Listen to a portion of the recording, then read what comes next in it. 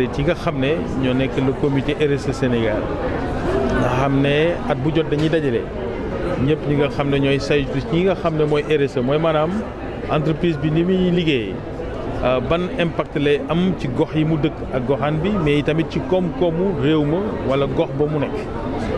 loolu nag dafa nekk loo xam ne dafa doon sujet bu ñu cëral ñun ci aéroport bi ba ñuy tabax aéroport bi d'abord bi mu paree tamit ñun laas bi nga xam ne ñoo koy exploité dañoo cëral fànn woowu nga xam ne li ñu wër ñi dëkk ak ñun ak économie yi wër ak ñun ak économie locale bi dañuy fexe di jéem a góorgóorlu ba nga xam ne dina am impact bu positif ci économie bi. loolu nag suñ ko naree def faw ñu saytu ko waxtaan ko ñu ngi ci jublu waaye tamit fexe ba nga xam ne gàncax gi ndax aéroport moom day am avion am roplaan day am économie boobee nag warul nekk rek économie buy produire gaz carbone ba nga xam ne ñun duñ def dara pour wàññi loolu moo tax ñuy dugg ci ay jëmbat garab ci ñi wër aéroport bi population yi dëkk yi wër aéroport bi waaye fexe it ba nga xam ne ci kanam dinañ produire le moins de déchets possible moo xam ne ñu ngi wax programme zéro déchet ñun dañ ci bëgg a jiitu fexe ba nga xam ne dinañ am quasiment zéro déchet plastique ci ñi nga xam ne ñooy exploiter aéroport bi loolu lépp nag dina laaj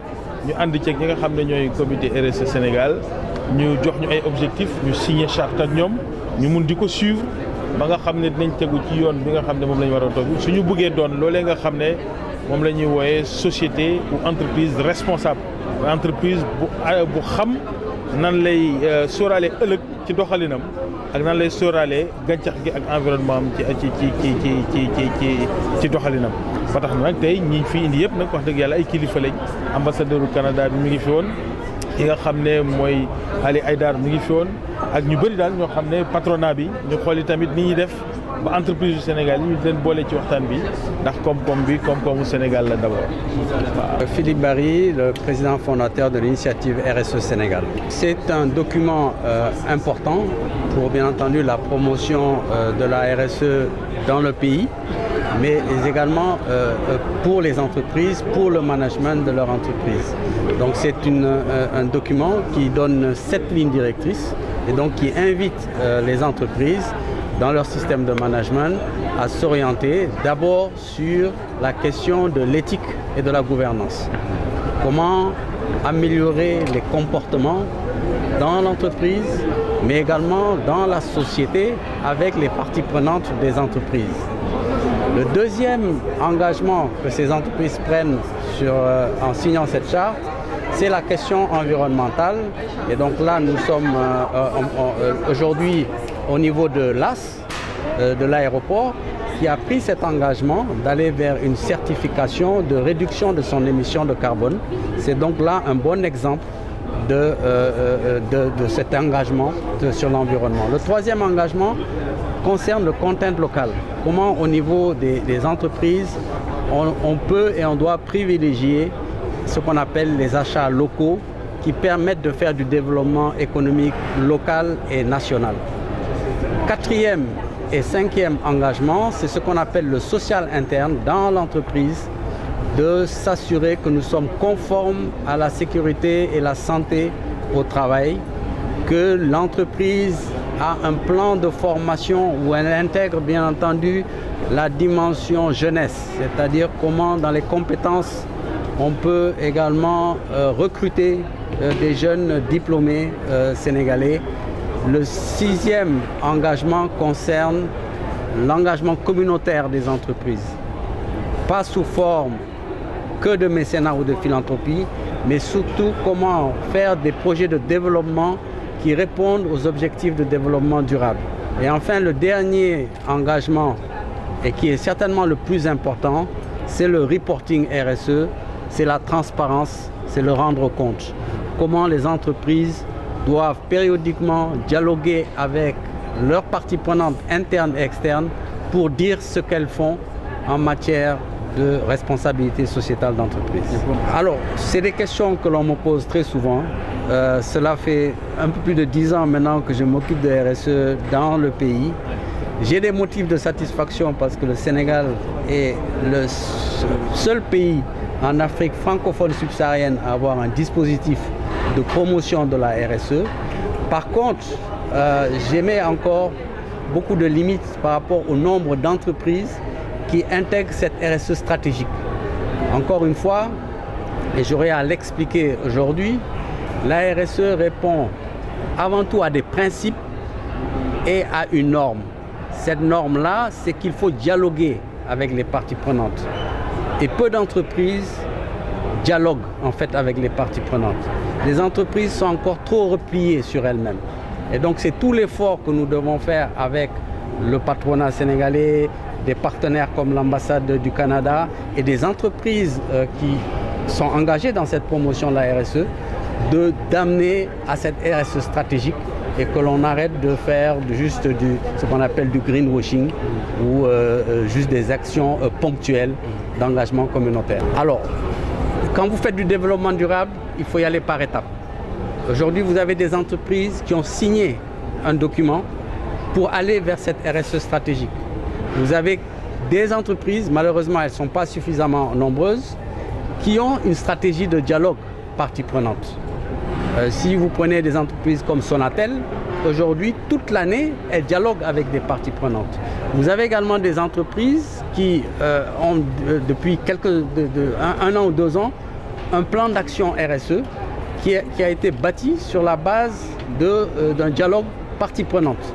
C'est ce qu'il faut saluer.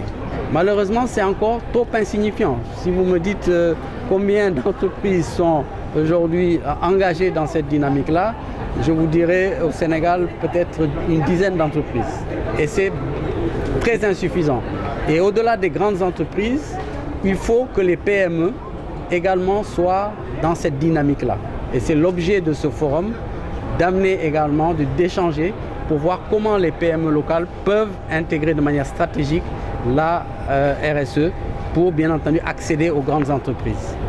Alors c'est un sujet très important, c'est pour ça que vous avez aujourd'hui une loi sur le content local pour amener le maximum d'entreprises sénégalaises, donc des PME locales, à intégrer cette filière-là.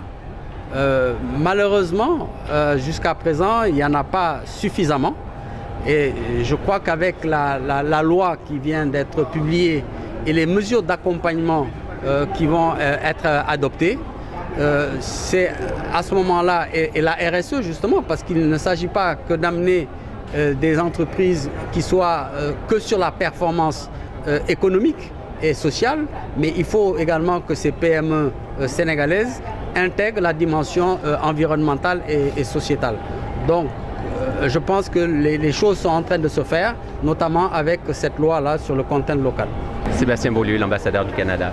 Ça fait grand plaisir d'être ici ce matin au forum RSE. C'est un forum important, c'est des enjeux importants qui se discutent ici et le Canada fait partie des partenaires qui ont soutenu dès la première édition ce forum-ci.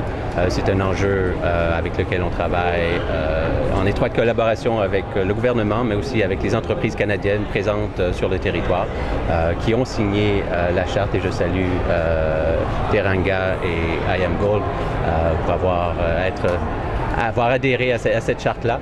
Et c'est un travail continu que de mettre en œuvre la RSE dans nos pays et au Sénégal en particulier. Un immense honneur et un plaisir d'accueillir le 11e forum sur le RSE au Sénégal.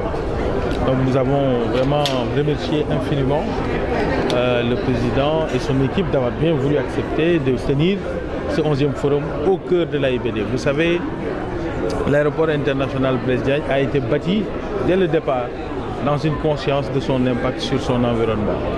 Et c'est pour ça que dans la continuité de cet état d'esprit, l'AS a continué à travailler dès les premiers jours, dès les premiers mois, en parfaite collaboration avec le comité RSE, pour que notre impact sur notre environnement et l'économie locale et sur les générations futures et dans les objectifs de développement durable soit le plus performant possible et le plus qualitatif possible. Nous avons lancé et nous avons obtenu la première étape de la certification ACA, qui est la certification carbone, la première décernée par ACI.